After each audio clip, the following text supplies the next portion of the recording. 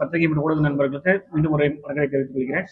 நாங்கள் சேலம் விசிறியல் அசோசியேஷன் மற்றும் சேலம் தமிழ்நாடு மற்றும் புதுச்சேரி அனைத்து கட்டுமான பொறியாளர் சங்கங்கள் கூட்டமைப்பு இரண்டும் சேர்ந்து இன்னைக்கு வந்து ப்ரெஸ் மீட் கொடுக்குறோம் சார். இதோட அஜெண்டா என்ன அப்படின்னா, எங்களுக்கு தமிழ்நாட்டில் வந்து எங்களை போன்ற அசோசியேஷன் மட்டும் 97 கட்டிட பொறியாளர் சங்கம் இருக்கிறாங்க. 97 கட்டிட பொறியாளர் சேர்ந்தது தான் எங்களோட ஃபெடரேஷன். ஸோ ஃபெடரேஷன் சார்பாக வந்து அரசுக்கு வந்து ஒரு 6 கோரிக்கைகளை வந்து தெரிவிக்க விரும்புகிறோம். ஸோ முதலாவது கோரிக்கையாக திராவிட முன்னேற்ற கழகம் வந்து நம்ம 2021 வந்து எலெக்ஷன் மேனிஃபெஸ்டோல வந்து பொறியாளர் கவுன்சில் அனுப்பிச்சு கொடுக்குறேன்னு சொல்லிட்டு உறுதி வச்சிருந்தாங்க. ஸோ அது வந்து இப்போ இன்னும் இன்னும் டிராஃப்டிங் இதுலேயே இருக்குது. அதை வந்து உறுதிப்படுத்தி எங்களுக்கு வந்து பொறியாளர் கவுன்சில் உடனடியாக அமைத்து கொடுக்கணும்னு கேட்டுக்கிறோம். ஸோ ஆல்ரெடி பார்த்தீங்கன்னா குஜராத்தில் 2004ஆம் ஆண்டும் 2014ஆம் ஆண்டு வந்து கர்நாடகாவிலையுமே சிவில் இன்ஜினியர் ப்ரொஃபஷனல் கவுன்சில் வந்து ஆல்ரெடி அவங்க அறிமுகப்படுத்தி செயல்படுத்தல இருக்கிறாங்க. ஆனால் தமிழ்நாடு அரசு வந்து இன்னமும் அதை செயல்படுத்தாமல் இருக்கிறாங்க. ஸோ செயல்படுத்தினாங்களா தொழிலாளர் கட்டுமான பொருளாளரோட வாழ்வாதாரம் வந்து மேம்படுத்துவதற்கும் பில்டிங்கோட ஸ்டெபிலிட்டி சேஃப்டி விஷயத்தில் கவர்மெண்ட்டுக்கு வந்து ஒரு நம்பிக்கைத்தன்மையான ஒரு கட்டிடம் கட்டுக் கொடுக்கறதுக்கான எல்லா வழிமுறைகளும் எங்களை சிவில் இன்ஜினியர் கம்யூனிட்டி வந்து சர்வீஸ் பண்ண முடியும்னு தெரிவித்துக் கொள்கிறேன். அது இல்லாமல் பார்த்தீங்கன்னா ரிஜிஸ்டர் இன்ஜினியர் பதிவு சம்பந்தமாக ஒரு கோரிக்கையை நாங்கள் தெரிவிக்க விரும்புகிறோம் சார். இப்போ வந்து பார்த்தீங்கன்னா ஒரு அட்வொகேட்டிவ் பார் கவுன்சில் பார்த்தீங்கன்னா அவங்க யூனிவர்சிட்டியில் ஒரே ஒரு நம்பர் தான் இருக்குது. அந்த நம்பர் வச்சு அவங்க எங்களால் சர்வீஸ் பண்ணலாம்.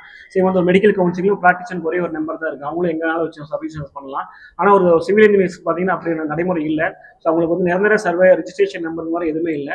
ஸோ இப்போ வந்து ஒரு டிஸ்ட்ரிக்ட் சேலம் கார்பரேஷனில் வந்து ஒரு ரிஜிஸ்டர் ரெஜிஸ்டர் பண்ணால் சேலம் கார்பரேஷனில் நான் ஒர்க் பண்ண முடியும். இப்போ நாமக்கல் கார்பரேஷன் ஒர்க் பண்ணோம்னா அங்கே தனியாக போய் நான் ரிஜிஸ்டர் பண்ணணும். இப்போ ராசிபுரம் முனிசிபாலிட்டி போனால் அங்கே தனியாக ரிஜிஸ்டர் பண்ண வேண்டிய சூழ்நிலை இருக்குது.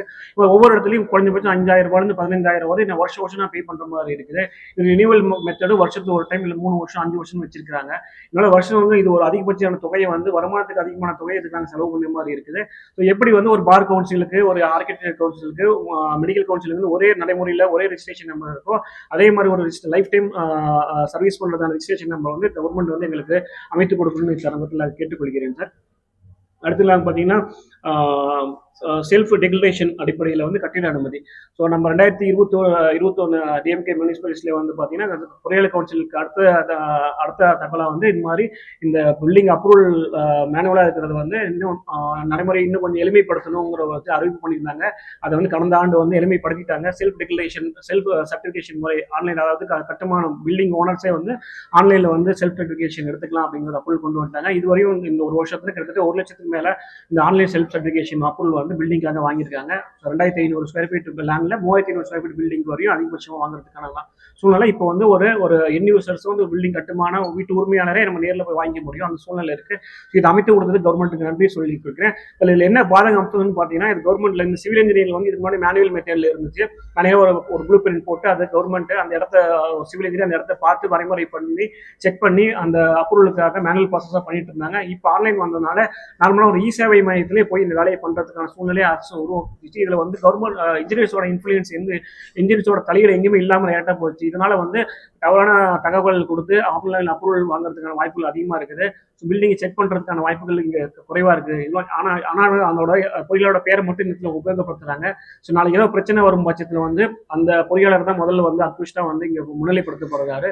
ஸோ இந்த சூழ்நிலை தவிர்க்கிறதுக்காக ஒரு செல்ஃப் டிக்ளரேஷன் செல்ஃப் சர்டிஃபிகேஷன் முறையிலுமே நிறைய பொறியாளரோட நாலேஜ் இல்லாமல் பொறியாளரோட மொபைல் நம்பர் ரெஜிஸ்ட்ரேஷன் நம்பரை கண்டிப்பாக பதிவு பண்ணி அவங்களுக்கு அந்த ஆன்லைன் ரெஜிஸ்ட்ரேஷன் பண்ணுறப்போ அவங்களோட ஓடிபி அவங்களோட நம்பருக்கு வந்தால் மட்டும் அவங்களோட அக்னாலஜ்மெண்ட் பண்ணி தான் இந்த நடைமுறை வந்து படுத்தணும் அப்படிங்கிறது இந்த இடத்துல நாங்கள் வலிமையாக வந்து தெரியப்படுத்துகிறோம் சார். ஸோ இப்போ இது பண்ணாத பட்சத்தில் நார்மலாக ஒரு இசேவை மையத்தில் ஒரு நான் டெக்னிக்கல் பர்சனே இந்த வேலையை பண்ணுற மாதிரி சூழ்நிலை இருக்குது.